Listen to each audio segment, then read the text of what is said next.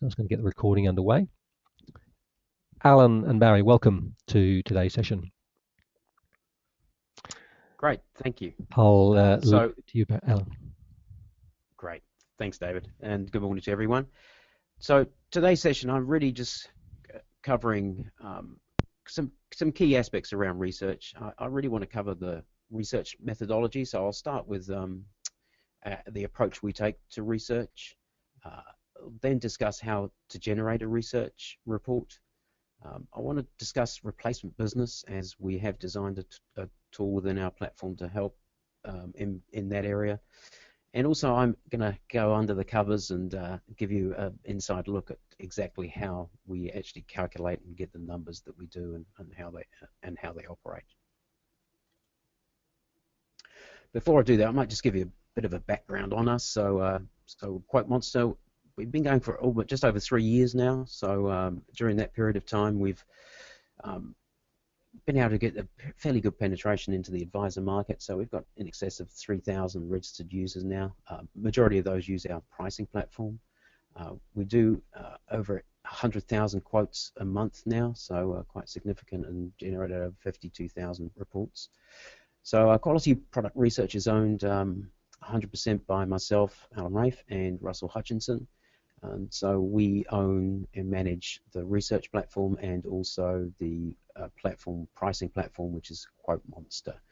So we've owned Quote Monster for just over a year and a half now. So just going through our team, so I run the company day to day. Russell Hutchinson's a non-executive director of the company, specialist in income protection. We have 2 developers, so their in-house development team, Albert and Kioma. Business development with Kelly, researcher is Sarah, and a business analyst, Fran, who manages trying to get the pricing right. So we're all New Zealand based, obviously, so we're all local and we're all just a phone call away. So certainly when Russell and I were sitting down probably 4 years ago now looking at research and how it was used, we had a couple of concerns, and we could see an opportunity with the change in the compliance environment, that there could be an opportunity for a different approach to research. Certainly at that time, the research companies tended to take we call it a winner-takes-all approach. They tended to rank companies, so they would just try and just say, right, here's the best wording, is the second best, third. So they either say 1, 2, 3, 4 or A, B, C, D. And, we felt that was really a features-based research methodology. We felt that there were a couple of issues around that approach. Firstly, we felt that some of the research companies tended to exaggerate differences between different companies. They were in a position where they would allocate strict numbers based on the number of features, and we felt that would overweighted the differences between companies, and it also led to the issue where life companies were chasing research scores. So if someone added a new condition, as an example, mad cow disease to trauma, they'd get an extra 5 points for doing that, even though mad cows fairly rarely claimed on, 1 in 20 million chance of claiming on it, and yet they were getting 5 points or whatever it was for adding that benefit. So we felt that there should be a better approach. And as we were moving into a more compliant sort of environment where advisors had to really dig down and provide justification for their approach, we wanted to move to a situation where we would consider there would be a meaningful difference between products. So we wanted to design a platform that, instead of ranking, would actually show what we felt was the differences between those products based on the likelihood that that item would be claimed on. So instead of ranking them A, B, C, D, or 1, 2, 3, 4, we would provide you a relativity score between the products that you wanted to quote. So in doing that, we did take 5 or 6 months to research the products and come up with some ideas. I'll also note that Australia recently went through a review of the research companies in Australia and produced a Trowbridge report. And he came up with this methodology approach. So he basically said that the rating agencies seem to concentrate on terms and conditions that are frequently referred to as bells and whistles that insurers add to their policies to increase coverage in order to obtain a higher rating. The ratings agencies don't appear to assess value.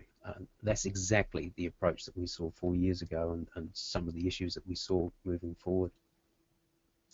So our research is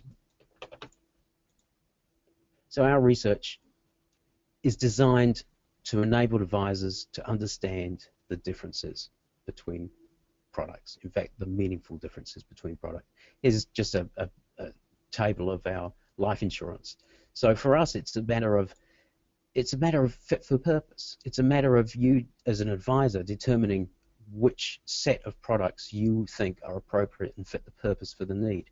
So this is life insurance. They're all pretty much the same. So, do you have a line in your advice process where you have an accepted level of quality, and then you look at those companies individually and make a decision from there. So instead of saying, look, this one's got the best wording, we should sell that, it's, hang on, I've got a set of 5 or 6 companies here that fit my criteria of quality, and what else is there around these companies that we can look at that actually suit you as an individual or an individual person. So certainly when we went through that research process, we felt that it was a better way for you to manage risk, was looking for fitness for purpose rather than taking a winner takes all approach. And certainly from our perspective, our research is to support you. We see ourselves as part of your team. So we should be in a situation where you have many people supporting you and many functions supporting you, and we just see ourselves as part of that. So we just take one view. We want to support you in your selection process. Our vision is to make that easier to compare products and understand meaningful differences. So we have a research that's based on realistic, what we would consider realistic events. It's client specific, and we try to make it as easy to use as possible. And we think it's probably a better environment or a better platform for you to use in this more compliant environment. In saying that, there are things that we don't research. So there are things, and as I mentioned, we are part of your research analysis. So we don't look at underwriting, that's you. We don't look at the quality and timelines of their underwriting process and the relationship you have with underwriters. We don't take any impact on claims management, financial stability, or customer services. So certainly from my point of view and the way I look at the Financial Advisors Act, there is nothing in the Financial Advisors Act that tells you you have to sell the product with the highest score. Certainly when we look at some of the issues around complaints in the Act, it's much more focused on how you arrived at the recommendation. How did you manage any conflicts of interest, commission, and those sort of things? How did you personalize your solution for that client? So certainly from my perspective, there's no wrong answer. I mean, insurance in New Zealand is very stable, very well managed. So it's not about you having to pick a certain one. It's about how you arrived at the recommendation you made. Quality ratings is part of that, but obviously underwriting. So certainly from our perspective, there is no wrong answer. You cannot pick the wrong company. The issue for you is, how did I arrive at that solution, and what process did I take? So our research key objectives. So when we sat down, we felt that research needed to be personalized. We felt that it needed to be based on the actual product the person has selected and the options they've selected. So if someone takes a cancer booster benefit, that should be included in the ratings. If they don't, it shouldn't be included in the ratings. A male shouldn't receive a rating credit for Astron's pregnancy benefit because they're not going to get it. So when Russell and I made that decision to move to a personalized approach, we needed a platform, a quote platform to use it. So initially we worked with Quote Monster as a pricing platform, and that enabled us to personalize our research. We also wanted it to be based on real world and realistic outcomes. So we've weighted our scoring mechanism based on the likelihood someone will claim on a particular benefit. So when someone adds mad cow disease on a product, for our rating says, right, okay, you get some points for adding a new item, then we base it on the likelihood you're going to claim on that item, 1 in 20 million. It makes no difference to their score. So the only way they can actually improve their score is actually to make meaningful differences to their product that will have better outcomes. I'll go into more detail on how we do that. We also wanted to adopt new technology platforms. So web-based, we're able to integrate into many different CRMs, and also makes it a lot easier and a lot better graphics for advisors to use it as a tool with clients. And we want to make it easy. So we build research off of every quote that we do, so that you don't have to look through a report, you don't have to try and analyze things. It's actually built around each individual quote based on the individual person. And we wanted to be independent. Certainly if you look in the investment area, some companies get paid to research different companies. We haven't taken that approach. We call it a pay-to-play approach. So in our situation, we will rate companies whether they want to or not. In fact, some of them will probably pay us not to be researched. So we take an approach where we will research everyone. They don't have to pay to be researched, and we really base it on you guys, what you want and what you want to see. So to give you an idea, our pricing, we provide pricing for the main advisor companies. Companies have to give us their pricing platforms for us to be able to provide pricing, so it's mainly obviously just advisor companies that do that. But if you look at our research, so we provide research on a wide range of companies. We include all the banks. We just added Countdown Insurance as well, which is an interesting rating if you want to read it. So Pinnacle, so we will Medical Assurance Society. So we research a lot more companies than we actually price. So if we're missing anything, just let us know. Alan, do they voluntarily provide the information you require to conduct the research? No, they don't. No, and in fact, some of them make it very difficult. One of the banks doesn't provide an online, so we just go online and just grab their policy document, and we can rate it straight from there. But yeah, some of them will they won't release them to us. So a couple of times we've had to go in and buy them, and obviously cancel within the free look period, which is silly, which is absolutely ridiculous. And another one's that we're going to charge us for a copy of the policy document. And I was actually phoning as a client of that bank. So yeah, look, excellent. It is what it is. It's a public document, so they can't really query about it. So yeah, we have about 3,500 registered users. More than 1,000 advisors now have access to our research database, so they use our research on an ongoing basis. Certainly the industry has become more open to working with us. Some of them actually prefer our research methodology because it stops them having to look through the medical dictionary looking for medical conditions that they can add that they don't have to pay for. So most insurance companies now, certainly the main providers for the advisor business, will actually give us a heads up of changes. So we've got a couple going at the moment, so they'll give us pre-policy documents so that we can rate them and be live when they launch, and we've become part of that launch program now. So, and certainly you guys need to link up to a LinkedIn for us. If you go to our LinkedIn page, you'll get the updates and changes as they come through. We are clearly the largest provider in New Zealand now of research and pricing to the advisor market. Let's have a look. Let's just start digging down and seeing how we can generate some research reports. So this is QuoteMonster, so www.quotemonster.co.nz. So this is our main landing page. You need to sort out a log on. This platform is only available to advisors, so you have to be a registered FSP number or part of a QFE. So this is not available to the public. We have a firewall to stop that. When you've logged in, you've really got two main options here. So you can either get crunching, which is do a pricing comparison, or you can look at some of our research tools. Initially, I'm just going to quickly go through crunching because that's how we build the research off the back. Here we've got a lot of old quotes that I've done, some unusual names, but let's just because I do so many.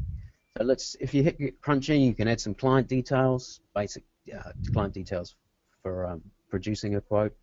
You can add coverage, so we provide fairly comprehensive opportunity for you to do health, life, income protection, trauma, and the basics. So our platform provides you the ability to provide one single graph, basically, to price all of those products. One of the important areas that you need to be aware of is the settings. So at the top of the page there was a settings area. This is what we do is compare a basket of products. So you need to set that basket of products. So we provide you the opportunity to select the product range that you want, and I've actually just tapped on OnePath's here, so their income protection and their taxable area. So they've got seven or almost eight options now on different product options they have in that area. So this is your opportunity to quote the products that you think are appropriate. What we find is many advisors go into this, they have a set basket of products they want to quote, and once you've saved this, it saves as your default moving forward, so you don't need to change it. And also it provides us the basis for actually doing our research comparison. We don't provide a one score, or say someone's 1 or someone's 2. We actually compare the differences between those products. So if you select a low-featured basic trauma product for one provider and have a high research score or a fully featured product for another provider, we will actually provide the differences between those products. And obviously it's going to be greater. The difference is going to be greater between a basic product and a premier type product. But obviously price is going to be different as well. So we provide you the ability to look at price and quality in the one area based on the actual product that you've selected. So here's an example. Got a quick question from Ray in terms of pricing. How accurate are you finding that the pricing, if you compare the pricing coming out of Quote Monster versus the quote that comes out of a quoting engine from the supplier, what's the sort of variation? We've been working on it pretty hard. So we're usually within 5-6 cents for each product option. If there is a pricing difference, it is actually usually related to the settings. It's because the product settings haven't been selected the way that we've quoted them.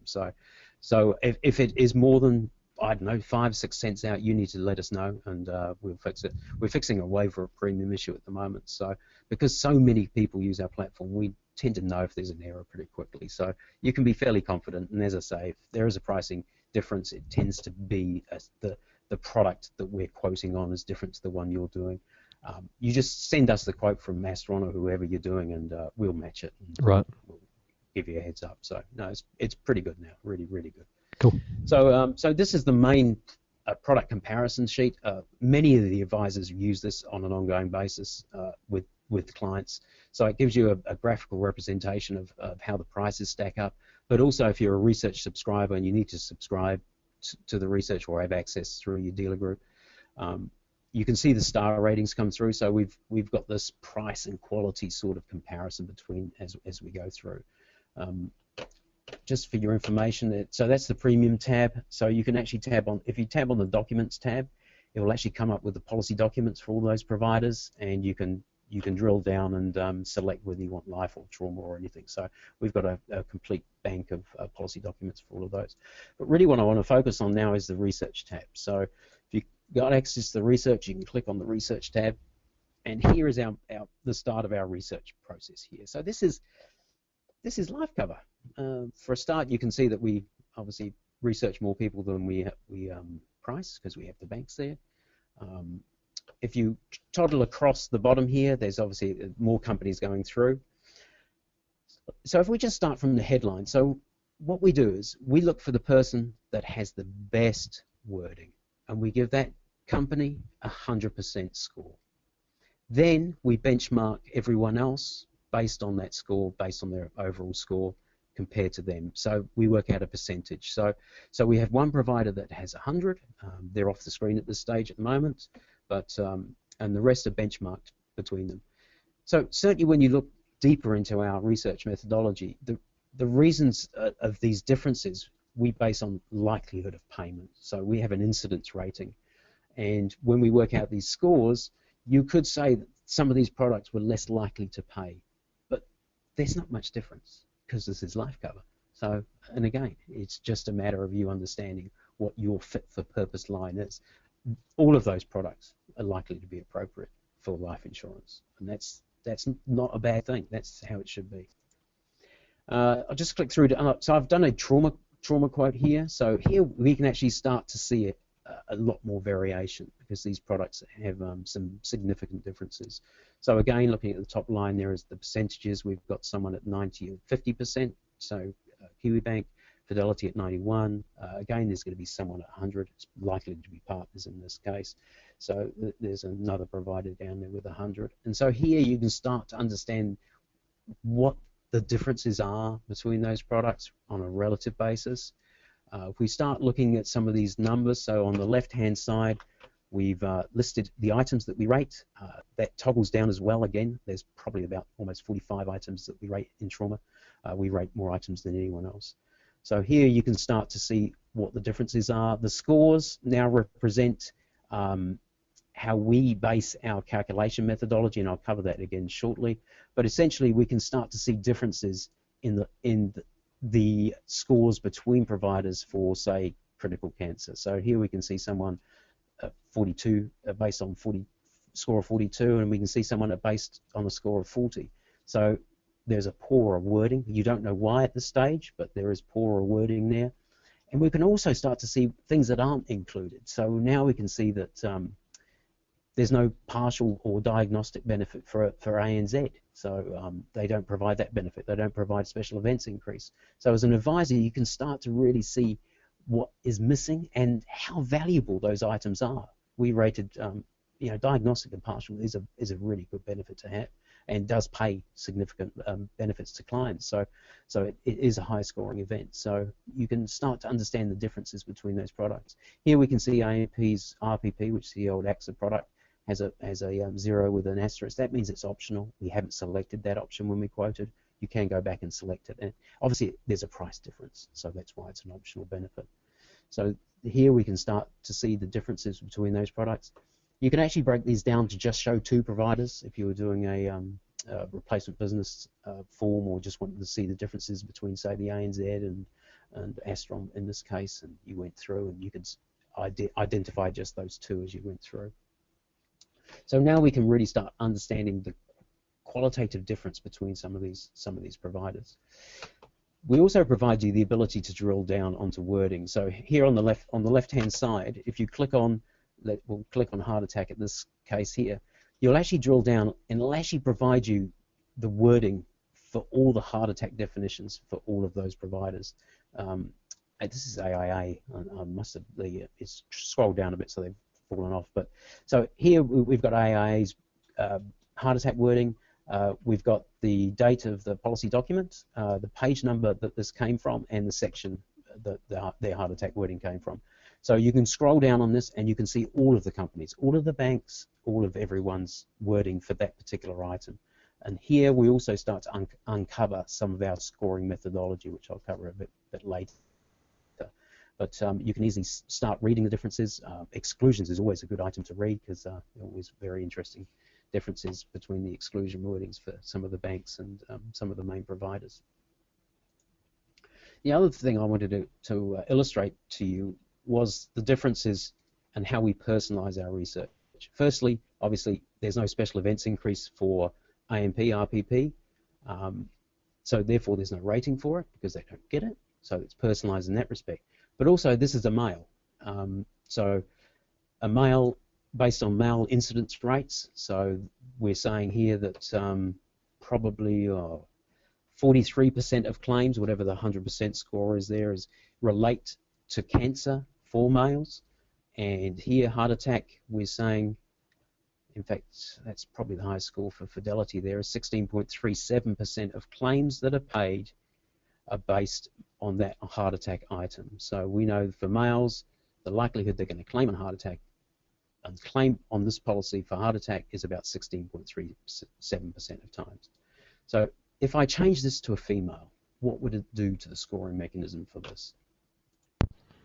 So, Here's a female Alan, grey. just to clarify, that 16.37, is that in relation to that particular policy, or is That it? item, yeah, yeah. So so for that item, so if I go back, so here we can see that 16.37% is the best heart attack wording that we've found because and the other scores are based on the fact that they're less likely to pay for that benefit based on our research methodology. Right.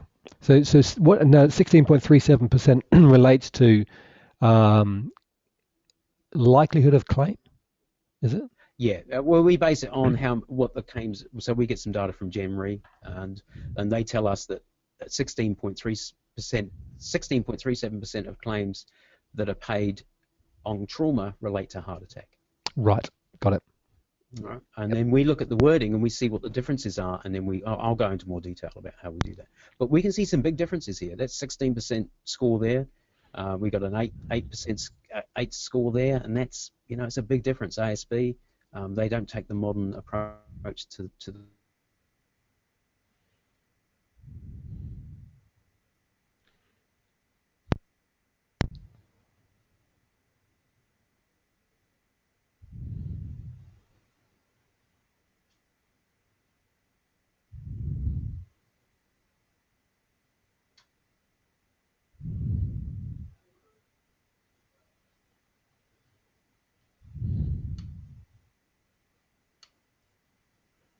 a female is going to claim on that item. So therefore, we've lowered the weighting of that item because it's less likely to be claimed. But obviously, you can see there's contra deal here because cancer is now up to partners that'll have the best wording. So it's probably up to about 68% of claims are paid for female relate to critical cancer. So therefore, we've increased the weighting for that item because it's more likely to be claimed on. And this is our personalization. This is the way we work on how we compare different products.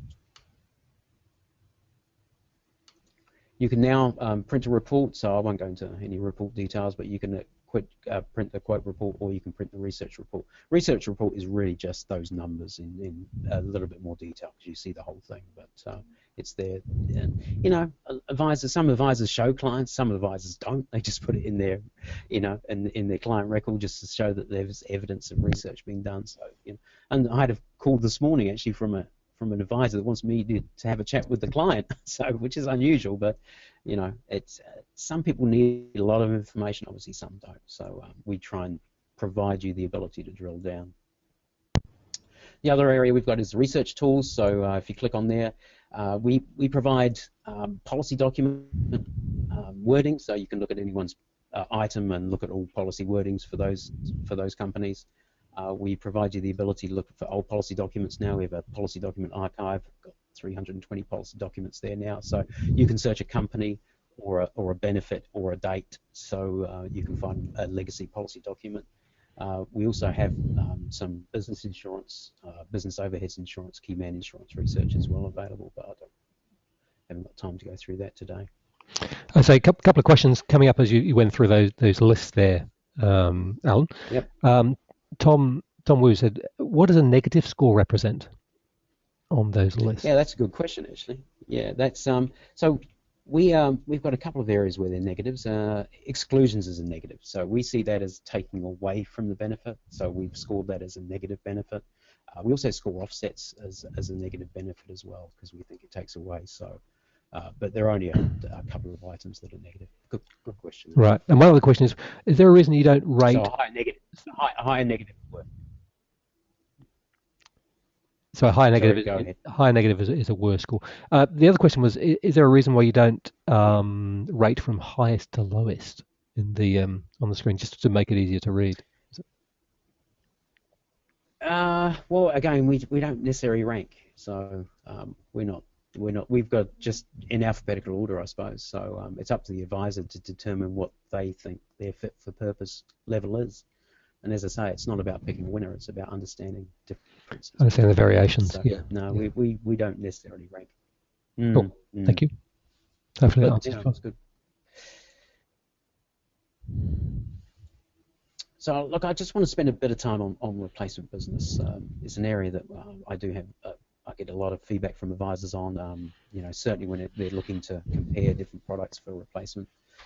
We know that, the FMA has provided some guidance to advisors on replacement business, so you need to make an appropriate comparison of the client's existing arrangements. This will require knowledge of the terms of the existing product. The comparison should be clear, reasonable, and balanced. It should not be focused on the benefits of changing. For example, the new product is cheaper. Highlighting only the benefits could be misleading. Then they go on to say, if no comparison is made, you need to be fairly explicit on what the differences are. And so if recommending replacement of an insurance policy, the comparison should include the material differences in the policies relevant to the client, including any loss of benefits such as value or type of cover, the specific adverse consequences of changing. Obviously, I get calls every week from advisors saying that the bank's come along and told them to cancel theirs and take the bank's, and no comparison's been done, and that's not the right thing. And certainly, you're in a situation where it's pretty clear, and so are they as well, because it covers them, that you need to do some research.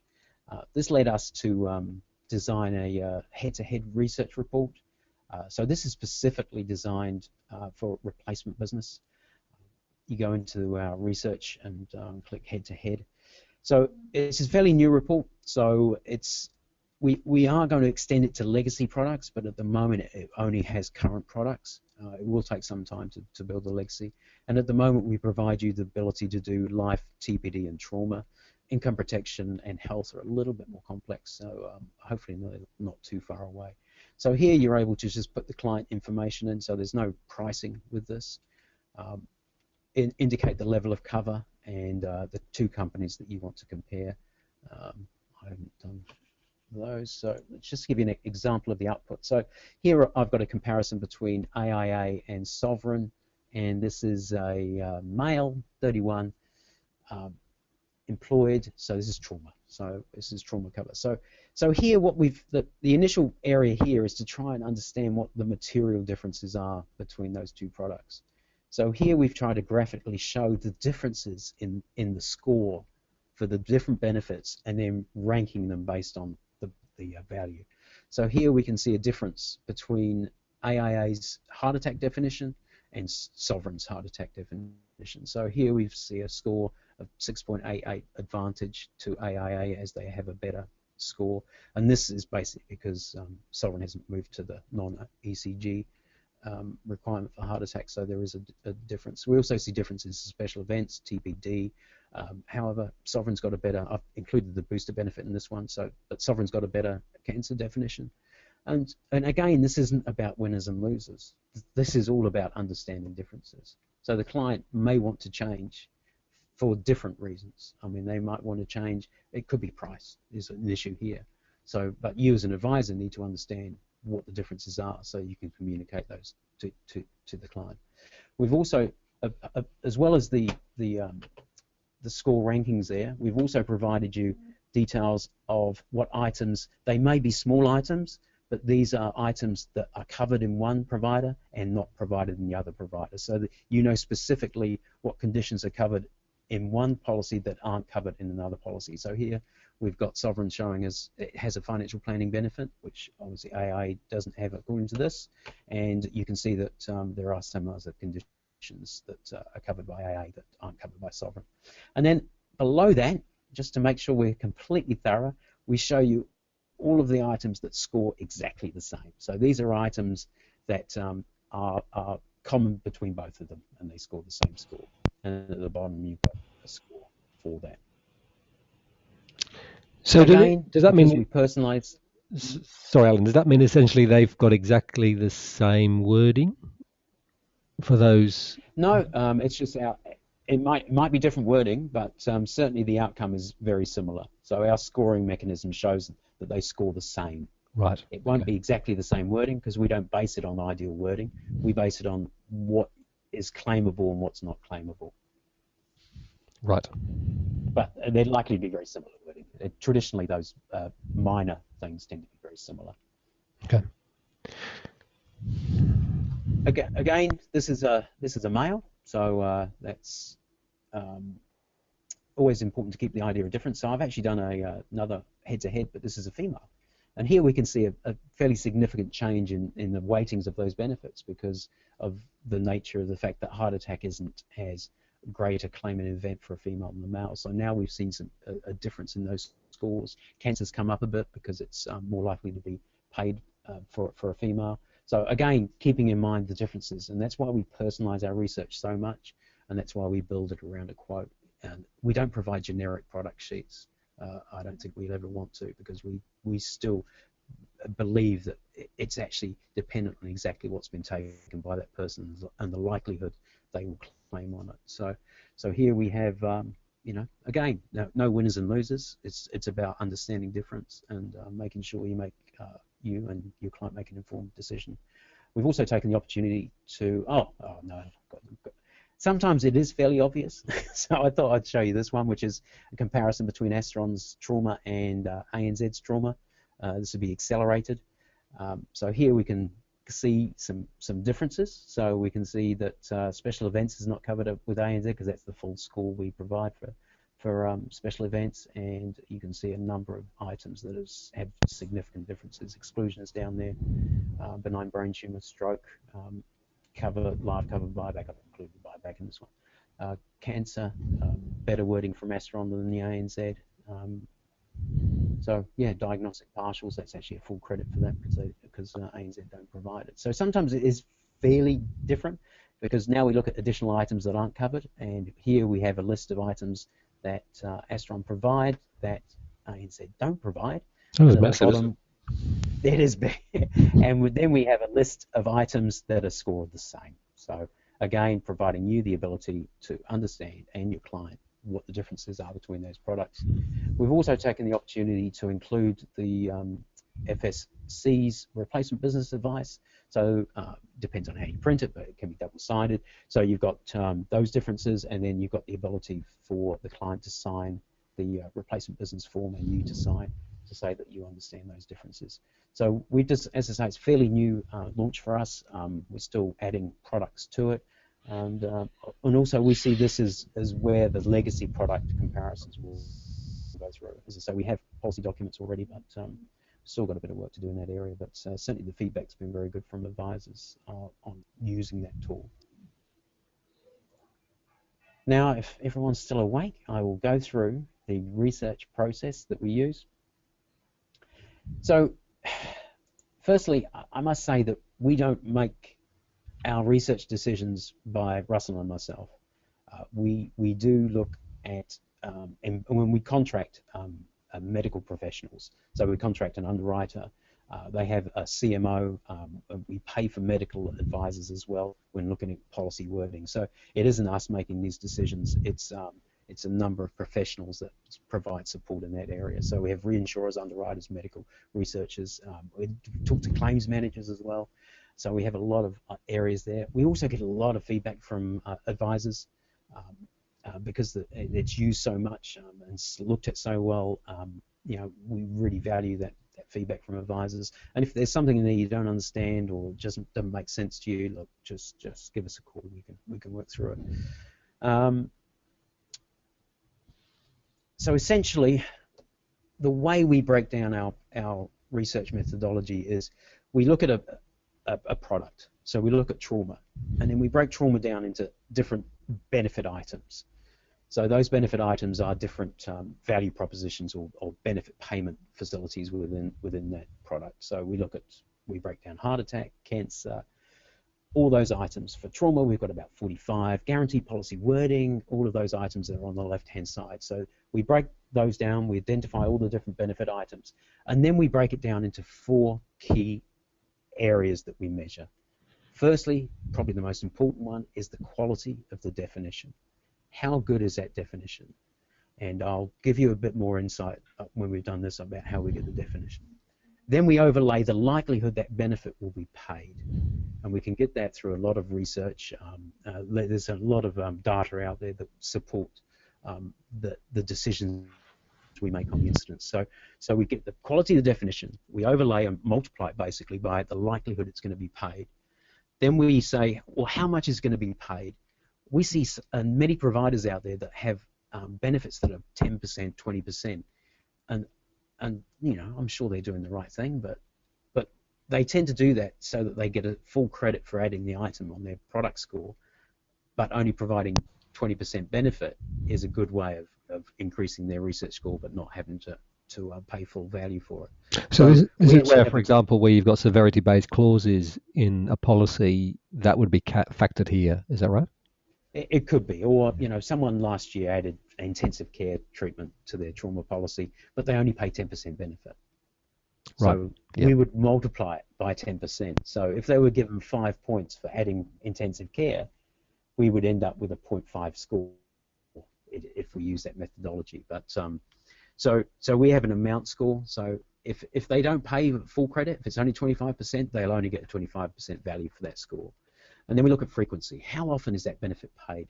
For most life products, obviously, it is once. So that'd be one. But for some products, certainly in medical, there are multiple claim events. So specialist benefits, diagnostic benefits, imaging. So we would weight those higher because they're more likely to be claimed. So in essence, these are the 4 main factors that we do to arrive at our research score. So if we go through, start looking at some of these scores now, critical cancer, we have, here we go, partners 100%, so they're 43.46. So they have the best wording. If we drill down into that definition, actually I haven't got partners in here. Let's look at AIA. So AIA scores 40.85. If we start drilling down, we can see how we start to get that number. Here we've got our 4 factors. Amount and frequency are both 100% because they are only paid once and they pay 100% benefit. And here we have a definition score. So this is really the key driver. So we've got definition score for AIA of 96. Here we can see the incidence basis that goes through. So what I want to just really cover for you now is how we get that definition score. And here's a screenshot of our research database. So we don't provide this to online, but this is how we basically get the scores. So what we do is we line all the companies up at the top. We'll give them all 100 points to start with, and then we start to identify differences. And again, I'm not a cardiologist in this case, so I don't know what the differences are.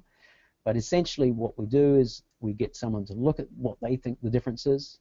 So we identify the differences, and then we quantify those differences on how we think it will actually reduce the amount of claims paid by having that wording.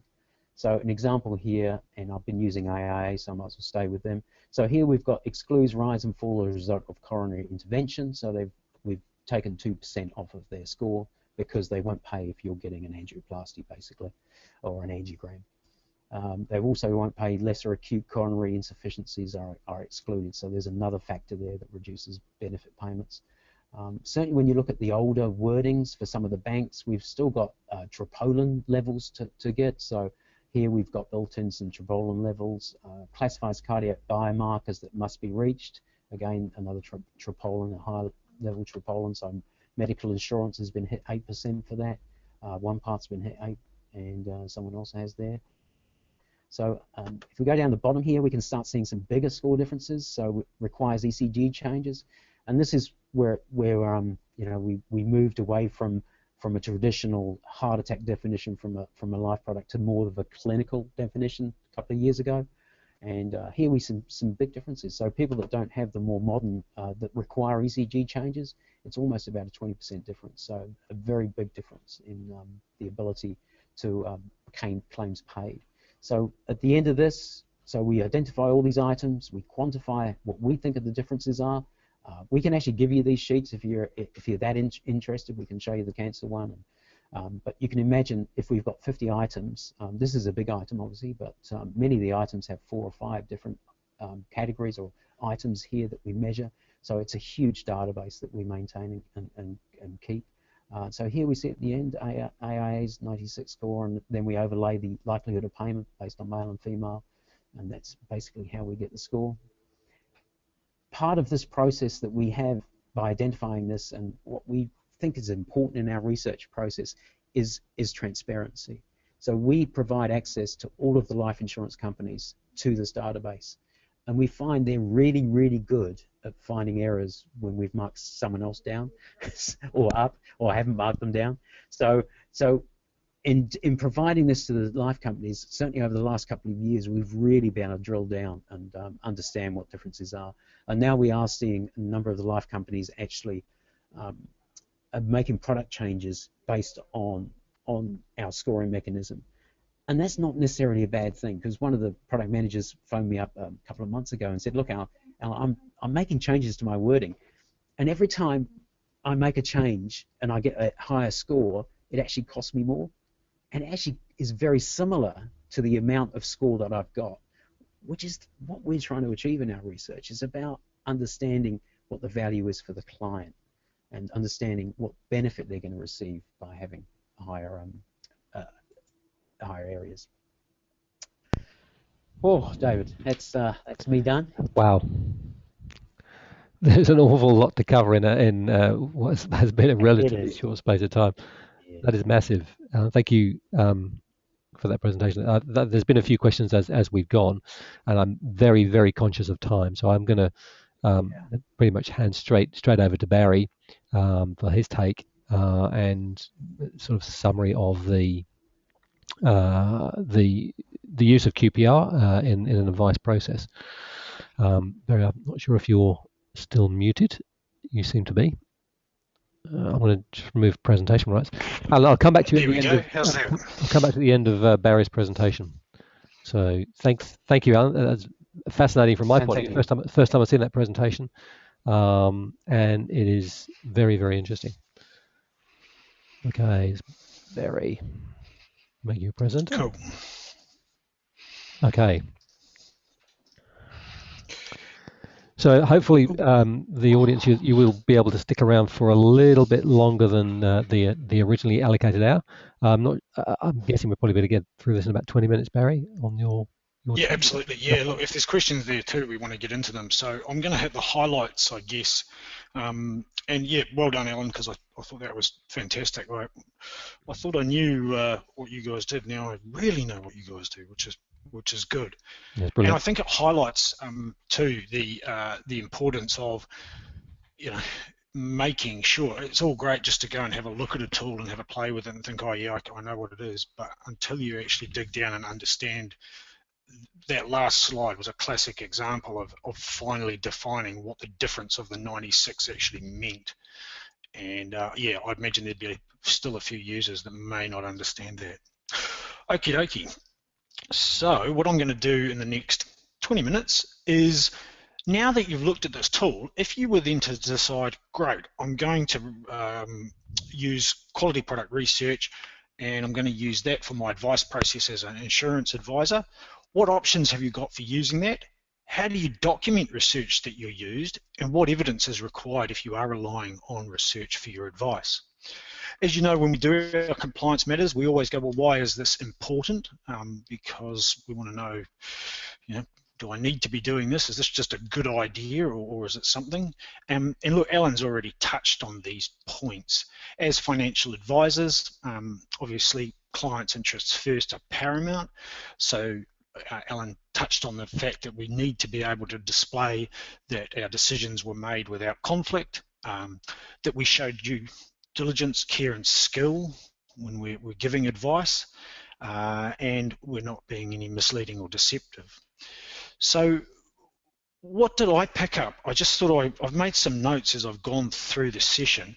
If you were to look at what are some of the pros and cons of quality product research as far as a research house, the things that really stood out for me was the fact that it didn't just rate definitions on the wordings as such.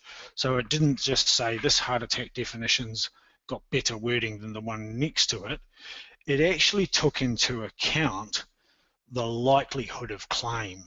And I think that's a key difference when you're looking at scoring against other research.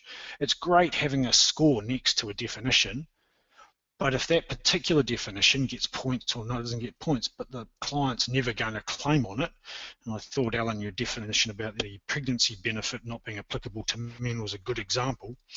I thought that was an excellent way of summing that up.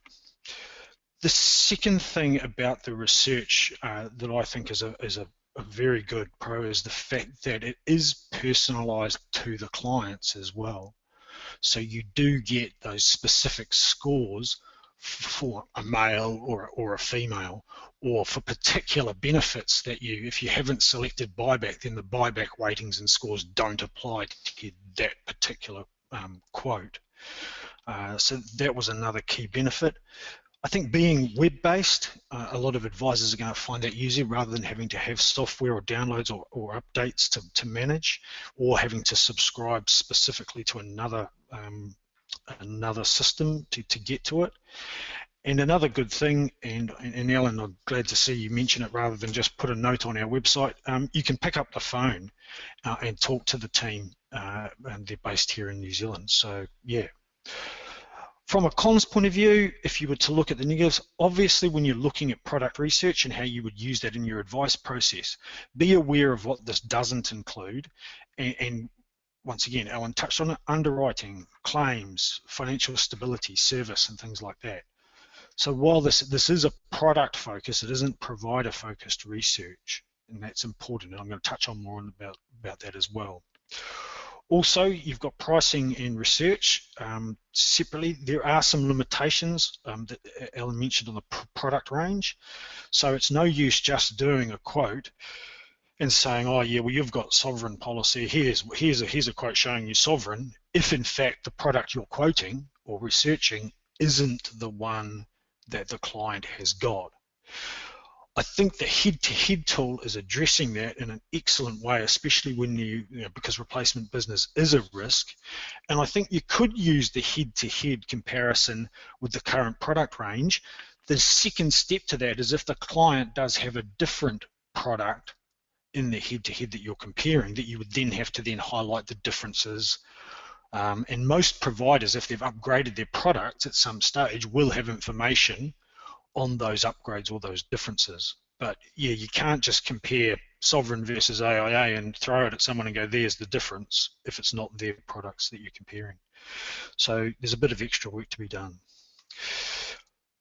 And that goes to a question, David, are you running the polls? Did you put those up? Or? I did. So do you select product or provider first? Actually, we had 3 polls. The one we missed at the beginning, actually, was do you subscribe to third-party insurance research? Let's do this one. Do you want to ask that one first? Yes, actually, why don't we do that? So we had three polls. One which was supposed to run at the very beginning of the session, but forgot to. So I'll launch that one. So the question is, do you subscribe to third-party research? So hopefully on your screen you should see that question come up. You can tick more than one box. So if you can respond to that question, we'll publish the results from the audience. We've got an audience of about 45, so let's see what the audience is currently subscribing to. Give it 10 more seconds. 10, 9, 8, 7, 6, 5, 4, 3, 2, 1. Okay, so that was about, let's just share the results. So the results show 17% are not subscribing to any third-party insurance research, 34% RS risk research, 46% QPR, 31% strategy, and 3% other. So that's one or two people using another research. I'm interested to know what those tools are. Okay, we'll run the second poll because we can, which was, do you select product or provider first? So do you want to just quickly elaborate on that one, Barry? Yeah. So if you were to look at your business, what is it that you do first? Do you for the product providers you currently use, was it that you looked at product research, or you look at product research and that's what you base your decisions on, or do you select a product provider or a panel of product providers that you're going to provide advice on, and then the product selection is secondary to that. Right. Okay. So what comes first? The product, is it the product or the provider? Yeah, absolutely. Okay. All right. Give it 10 more seconds. 10, 9, 8, 7, 6, 5, 4, 3, 2, 1. Okay. Share results. So 74% select product first, and then 26% the provider first. Wow, interesting. And that's a really interesting point, because in a lot of our advice we see, it's not always clear as to what's happened. And in fact, one of the things you would have to watch when using product research or stating that you're basing your decisions on or recommendations on product research is that if you do provide research across a wide variety of providers, but yet you don't have availability to those providers, then is that potentially misleading to the client? Interestingly enough, not so long ago, I had an advisor who was stating, making a statement that they said, unlike banks or QFEs, we have access to all the product providers to be able to make recommendations on insurance. And I said, that's fantastic. So you're allowed to place business with ANZ and ASB. And they said, oh no, we can't do that. And I said, oh, well then you're limited in a different way to the way they're limited. So we've got to watch what we're saying. So the key thing is, what do you actually say you do? In fact, do you actually say anything about how you select or which product providers you deal with, or how your products or research selected? I see some broad statements, either in disclosure statements or in about us documents or terms of engagement, that says we have agencies with these companies and we use independent research. Interestingly enough, sometimes they use research, and I've had cases whereby say, oh, I can see you've recommended this product, how did you make the decision? Oh, we based it off research from one of the companies. And I go, oh, that's great. Do you subscribe to that research? And they go, no, the BDM for that company gives it to me. So, oh, hang on. So it may be that you don't actually say how you select product or what your process is, or the key thing is what is actually implied in your current marketing or documentation. And so this is probably one of the things you could look at today, is if you are going to be using research, stating how you use that research or looking at the way you do it. So what are the options for using quality product research for advisors? When I looked at this, I could come up with sort of 4 main options on the way this could be used. The first is what I would suggest is the 1-by-1. That is, you have a range of companies available to you as an advisor, and you've loaded those settings in for the preferred products into Quote Monster, and then each time a client comes to you, you load it into the system and you go, right, I'm going to produce a report that brings up all those companies that have the applicable options, and then from there I'm going to go through the report, and based on what it says, I'll apply that to the client's circumstances and what I know about them, and we'll make the recommendation from there. That isn't, while that sound, a lot of people state that they do it that way, we still find there are other factors that come into the decision. They'll talk to underwriters, there'll be claims experience, there'll be service issues, there'll be trips to Hawaii. I'm a bit facetious there, but I guess it doesn't always, while someone might state that that's what they do you actually do that each time? So, but that is one methodology that some people do. The second is having a preferred product list. What this is a bit like, if I could use an investment analogy, is for an investment advisor who, instead of looking at each client and putting together a personalized portfolio of assets or managed funds every single time, they go, well, actually, I've done the research and I know roughly that for men, I prefer this product or this income protection for self-employed or this particular benefit for housewives, and they end up almost with a preferred product list, or it might be multiple products. So they might actually use the research in putting together the preferred product list, but only refer to the individual research when they're in a comparative situation, or to check premium. So that's what we call the preferred product list option. That means you're not having to research every single case every single time and justify it. You're keeping that. The third is preferred provider, where you've used the research as part of a preferred provider selection. I'm going to talk a little bit more about that one, but yet you still will go to the research because you might have preferred providers or providers, but you'll use the research just to double check to make sure you're not missing anything for a specific client. And then Alan's already pointed out that I think the head-to-head comparison piece around the replacement business, I think that is almost a must-do, whether you're doing that yourself or using the research. But those are the four main ways. If you're going to look at using a provider selection process, this brings into it what I call the categories of things that, or the qualitative stuff that isn't in the actual product research itself. So firstly, what is your universe? Who are the companies you have access to? Select the criteria that you wish to rank the providers against, which could include overall ratings for particular client types, products, or pricing. Measure each provider against that criteria, ranking the providers, and then going, cool, I've got my rankings. These are the ones I will look to go to. That doesn't necessarily mean, in the same way QPR say there isn't a number one health product. While you may have ranked your providers, you may still use any particular product with another provider if it is more suitable for an individual client engagement. But what it may save you doing is doing full research each and every time, and it can bring in, and it's something you can communicate earlier on to your clients. Hey, I've got these preferred providers. Are you happy if I use those? And if they are, that means you can use those. How do you evidence however you do your research or use research? It is important to make sure that it is documented. So it goes back to I do what I say I'm doing. Key items, ABS for AFAs. Sometimes in a secondary disclosure for AFAs as well, you may talk about providers you use or your methodology, if you have preferred providers, for example, or limited providers. Otherwise, scope of engagement forms, terms of engagements about us.